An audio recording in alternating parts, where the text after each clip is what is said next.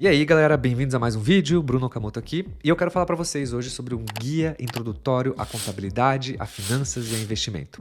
Eu entendo que esse é um tema mais técnico, então se você talvez não tenha essas dúvidas, talvez esse vídeo não seja para você. Eu entendo que esse vídeo também vai ser um vídeo que não vai fazer muito sucesso, mas é uma pergunta que eu vejo com tanta recorrência na comunidade sobre boas práticas de contabilidade, ou muita dúvida que eu vejo de pessoas que receberam uma oferta de investimento e não sabem muito bem o que fazer. Então eu resolvi fazer esse vídeo, um vídeo mais técnico, mais prático, para quem está começando seu negócio ou para quem já tem um negócio rodando e precisa de ajuda para acertar o melhor caminho, a melhor direção para o seu negócio. Lembrando, galera, que eu não sou contador, não sou advogado, eu, na verdade, sou um empreendedor generalista. Então esse vídeo ele é um vídeo feito nas minhas experiências, nas minhas boas práticas. Não quer dizer que é o melhor caminho, mas é um vídeo que pode te dar um bom norte para você começar. Então eu recomendo sempre que você tenha um contador desde o primeiro dia, porque isso é muito importante para o seu negócio. E lembrando que a sua empresa só vale algo se você fatura e emite nota, porque se você não faz isso, você não tem nem como calcular quanto seu negócio vale. Então a primeira pergunta é assim: primeiro CNPJ, qual que é o melhor? E a minha resposta, ela é sempre MEI. E eu sei que tem bastante dúvida aqui, então vamos explorar esse tópico com calma, tá? Primeiro ponto é o seguinte: MEI não tem a opção de KNAI de desenvolvimento de software. Pô, Bruno, como assim? Já explico. Funcionário público não pode ter MEI. MEI não pode ter sócios. MEI só pode ter um funcionário e MEI não pode ser sócio de outros negócios. O lado bom do MEI é que vocês conseguem emitir nota desde o primeiro dia. Mas, Bruno, MEI não pode emitir nota de desenvolvimento de software. Como que você faz? Tudo bem. Normalmente, as pessoas usam KNAIs correlacionados à sua atividade principal. Então, no caso do meu MicroSAS, por exemplo, do MyGroup Metrics, a gente usa um KNAI de digitador independente. Então, vou dar uma descrição para vocês aqui. O digitador independente, ele é a preparação de documentos e serviços especializados de apoio administrativo não especificados anteriormente. Então, ele se aproxima muito do MGM porque ele se dispõe de relatórios administrativos aos donos e administradores da comunidade. Então, nesse caso você não queira seguir como MEI, você tem outras opções. Eu vou te passá-las adiante, mas lembre-se que MEI é sempre o melhor caminho, porque ele é muito simples. Você paga uma mensalidade e você emite até 8, 9 mil reais de nota fiscal por mês. Eu não sei o valor exato, mas você consegue validar o seu negócio muito bem validado usando uma MEI e deixando ele bem redondinho desde o primeiro dia. Agora, se você não quer ir por MEI, você tem outros caminhos que eu vou falar para eles agora. Um desses caminhos é o Inova Simples, tá? Então, esse tipo de societário de empresa do Inova Simples, ele tem o objetivo de formalizar as startups e empresas de inovação com foco em desenvolvimento tecnológico e novos modelos de negócio. Então, esse modelo de negócio ele é muito bom, ele é muito rápido para você abrir uma Inova Simples, né? Então, os principais pontos dele é o seguinte: você consegue ter uma abertura simplificada de empresa, uma conta bancária PJ, que isso aqui é muito bom, né? MEI tem um pouco mais de dificuldade de conta bancária, apesar de ter bancos específicos para MEI, ajuda mais você ter um CNPJ com Inova Simples ou no Simples, né? Você tem uma facilidade de crédito e você também tem prioridade no pedido de patente ou registro de marcas. Mas o Inova Simples tem um problema muito grande que, para mim, é um deal breaker, ou seja, é algo que, é inviável seguir, que é o seguinte: ele é um modelo que você tem responsabilidade dos sócios. Então, qualquer dívida que você adquirir durante o processo de validação, você pode afetar o seu patrimônio da pessoa física.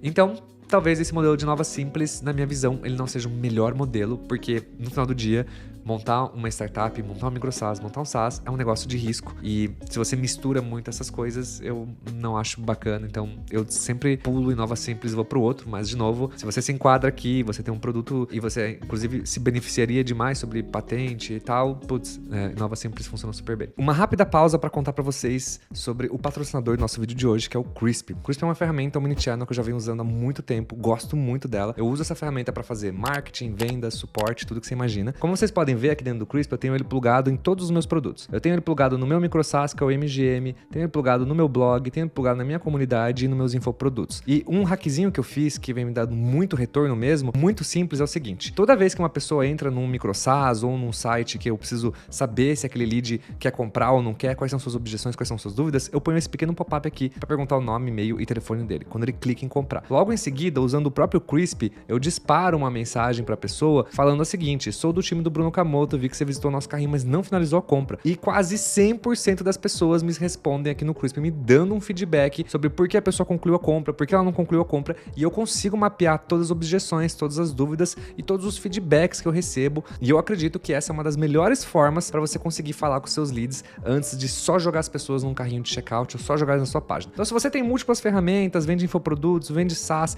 e precisa de uma ferramenta omnichannel ponta firme que dá pra você fazer uma porrada de coisa, eu recomendo o Crisp sem pensar duas vezes. Vamos falar de empresa limitada, tá? Então a empresa limitada é a empresa que de largada, assim, eu já digo pra vocês que é a empresa que tem maior proteção ao patrimônio pessoal dos sócios, porque eles não respondem com seus bens pessoais, exceto em situação de fraude. É óbvio, né, galera? Então eu espero que você não queira fraudar também, porque senão, porra, daí ferrou.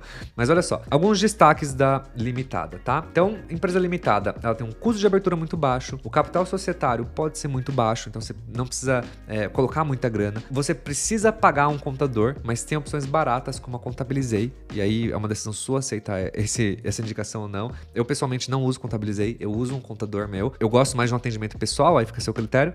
Ele não mistura o patrimônio, exceto em causas de fraude, né? É possível você conseguir emitir nota fiscal com Knight Size, então, putz, muito positivo. O pagamento do imposto é simples, então você só tem uma guia que você recebe todo mês, né? O seu contador te manda de DAS, né? O fechamento tem custo, então se você um dia não quiser mais seguir com o seu negócio, fechar ele tem um custo pra você fechar uma empresa e não é tão baixo, então é um ponto de atenção. E o B2B também, tem muitos B2Bs, dependendo do tamanho da empresa e do seu mercado, que eles não trabalham com MEI, só com limitado em diante, então também mais um ponto de atenção. Agora, se você não tem sócios, porque uma limitada, ela só funciona com sócios, então você tem que ter você e mais uma pessoa que tenha pelo menos 1% de participação. Então, nesse caso, se você não tem sócios, você pode montar uma SLU, que é uma sociedade limitada unipessoal, que tem as mesmas características de uma limitada, e o melhor de tudo é que ela não precisa de capital social mínimo. Então, normalmente, eu, Bruno Okamoto, abro todos os meus CNPJs como uma SLU, que eu acho que é o caminho mais rápido, prático, seguro, papo. Então, você começa já o seu negócio e aí você já emite a nota fiscal. Mas, tem um ponto de atenção, e a gente vai explicar sobre ele, que é essa questão do anexo, tá? Eu não vou entrar muito numa parte de MEI e de EPP, mas aqui tem uma breve comparação aqui na tela para vocês mais ou menos entenderem a diferença de cada uma, tá? MEI, ME e EPP. Então, dá uma olhada, pausa o vídeo e aí tá a informação.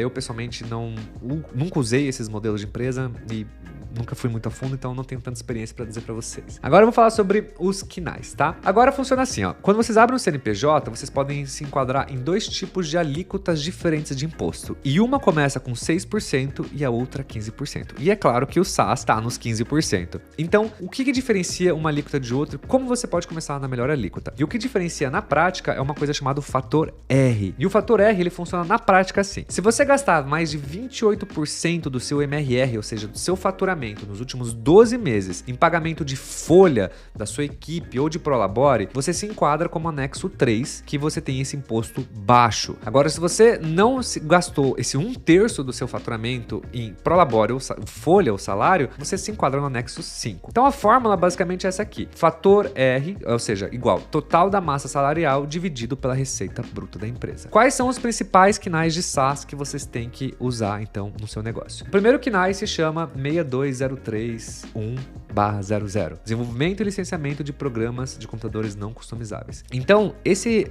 KNAI, ele se encaixa como anexo 3, desde que você atenda o critério dos 30%. Tem várias formas de vocês chegarem aos critérios de 30%. Lembrando que, se você usa o anexo 3, mas você não tem esse custo com folha e tal, vocês podem levar uma bela de uma multa, tá? Outro KNAI, 6201501, que é o desenvolvimento de programas de computador sobre encomenda. Ele pode ser considerado também um serviço intelectual e normalmente seria classificado como anexo 5. Porém, se você cumprir o requisito do fator R de novo, você pode ir pelo anexo 3.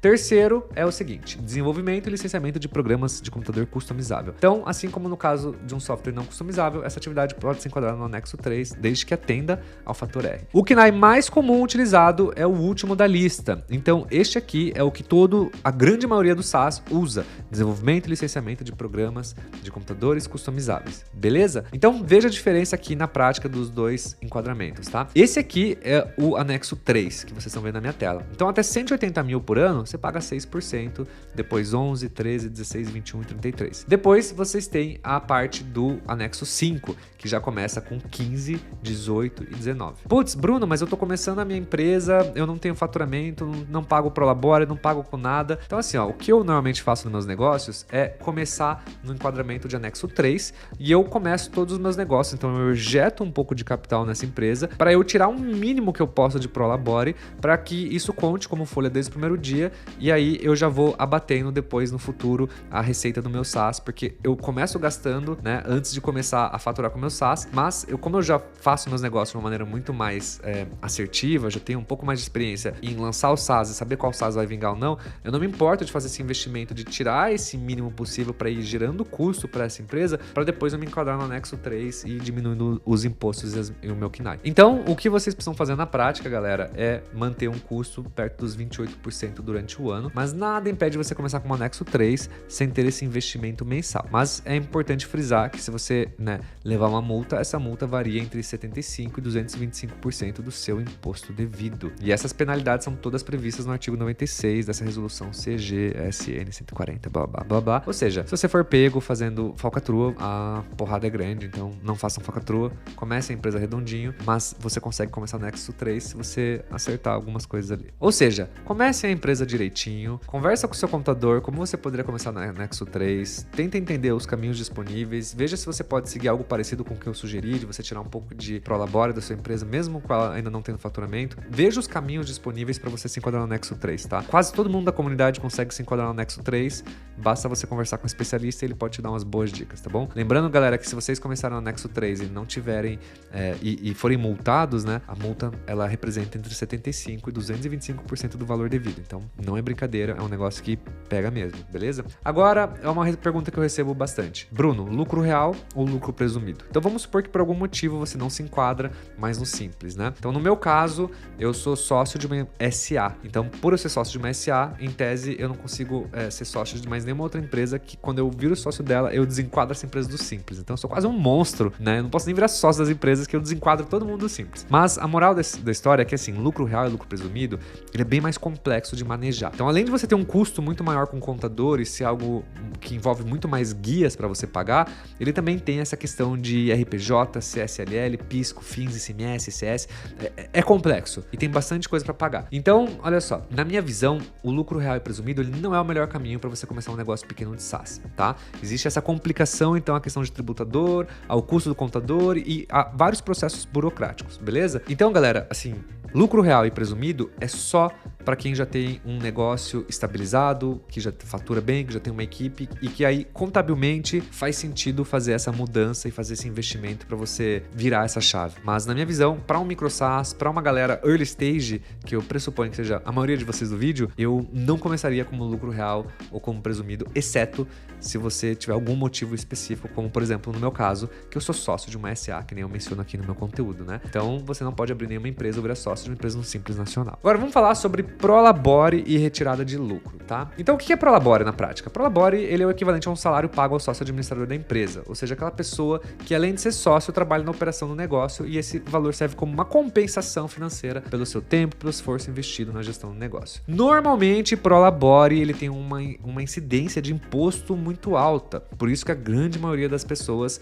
tira os seus pagamentos como distribuição do lucro. Mas se você não tem lucro, você não pode distribuir lucro, então ponto de atenção aí, tá? O prolabore, ele não é obrigatório, mas ao você pagar um prolabore, mesmo que um salário mínimo, você contribui, para a previdência. E isso é muito importante porque isso te dá no futuro direitos de você receber esses benefícios dessa previdência social, como aposentadoria, auxílio doença, desde que você faça a contribuição desde o começo para o INSS, beleza? Então, em todo negócio que eu monto, eu busco contribuir com o INSS desde o primeiro momento para deixar tudo bem redondinho essa parte de contribuição, para conseguir enquadrar meus negócios no anexo 3, enquanto eu também não tenho custos altos, E aí eu também consigo não só tirar um salário mínimo ali para fazer essa contribuição, como eu acho também muito importante você ter isso na empresa, ter isso para vocês, tá? Então, que nem eu falei para vocês, existe essa parte de alíquota, Então, normalmente você colhe 11% sobre o valor do prolabore, E a empresa ainda precisa recolher mais 20% em cima do mesmo valor. Pesado, E ainda você tem o imposto de renda de pessoa física. Então, o prolabore é considerado uma renda tributável. Então, o valor deve ser incluído na declaração anual de imposto de renda e pode estar sujeito à retenção na fonte, dependendo da faixa de rendimento. Então, essa parte aqui é a parte que vocês passam pro computador, que é a parte chata de fazer. Mas a moral da história é contribuam com o prolabore, tirem o mínimo e é muito importante para vocês contribuírem pro INSS, tá bom? O que normalmente eu vejo, que é o que eu comentei, é o seguinte: a galera tirar um salário mínimo e distribuir lucro, ou a pessoa receber com outro CNPJ como um fornecedor ou como prestação de serviço. É uma prática incomum, mas muita gente faz. não tô recomendando você fazer isso, tô falando o que eu vejo dentro da comunidade, beleza? Agora, vamos falar sobre o último tema e um não menos importante, que é a parte de captação de investimento e venda de equity, que eu acho que é um tema super legal também, tá perto dessa parte de introdução à contabilidade. Então vamos falar sobre os 3 padrões de contratos que existem no mercado hoje. A gente tem esse padrão de mútuo conversível, que é de longe o mais conhecido de todos, é o mais amplamente usado por todo mundo. Nós temos esse modelo de opção de compra e o SAFE. O SAFE eu vou me aprofundar pouco, a opção de compra também, eu vou falar mais do mútuo, mas só mostrando para vocês o que são, que as pessoas estão usando. Normalmente, quem usa SAFE, só para fazer um disclaimer, são empresas que vão receber investimento internacional. Então, por algum motivo, você tem um investidor na gringa que quer te investir em você, o mercado ele investe através do SAFE. No Brasil, ainda não é utilizado tanto esse modelo, né? Então, pontos de atenção. O contrato, eles são sempre de cunho de empréstimo, tá? Então, assim, é um investimento de risco do investidor. Sim, mas o cara, pelo mútuo conversível, ele tem direito de executar o contrato e falar assim, me devolva a grana. Eu sei, é foda. O contrato, eles são sempre de cunho de empréstimo com correções monetárias de padrão, como IPCA e outras similares. O investidor tem a opção de converter a participação dele em equity ou pegar o valor aportado de volta. Só que na prática, ninguém recebe o valor de volta de uma empresa quebrada, certo? Mas o investidor tem essa opção. Eu conheço pouquíssimos casos de investidores que pediram dinheiro de volta, porque, cara, investidor tá entrando num negócio de risco, então tá todo mundo ciente do jogo que tá jogando. Os investidores, eles não entram em contrato social, então esse é um ponto de atenção. Esses contratos são contratos de gaveta e eles servem para dar uma proteção para o investidor de entrar no risco do negócio e para o empreendedor. Então o investidor ele não entra na empresa, o investidor ele não está lá no contrato social, ele não está lá tomando risco, mas ele também não está tomando os benefícios. Em média, um investidor anjo costuma pegar entre 5% e 15% do equity. Acima disso, não vejo mais como investidor, mas sim como um sócio entrando no negócio. Ponto de atenção. Quando eu falo de 5% a 15%, eu estou falando assim, de uma média geral assim, de mercado para um investimento que a gente chama de FFS, que é Friends, Family and Fools, né? Amigos, família e bobos, né? Pessoas que acreditam em você desde cedo e investem. Então, normalmente, essa galera pega ali um pequeno take do seu negócio, uma pequena fatia, mas a gente também tem os sindicatos de investidores, né? Então, são aqueles grupos de investidores e é muito comum encontrar esses sindicatos em faculdades, né? A gente tem o GV Angels do FGV, a gente tem o pessoal da Insper, da Poly Angels e, enfim, quase toda faculdade tem um sindicato de anjo. E, normalmente, esses caras, eles agregam vários investidores num único contrato.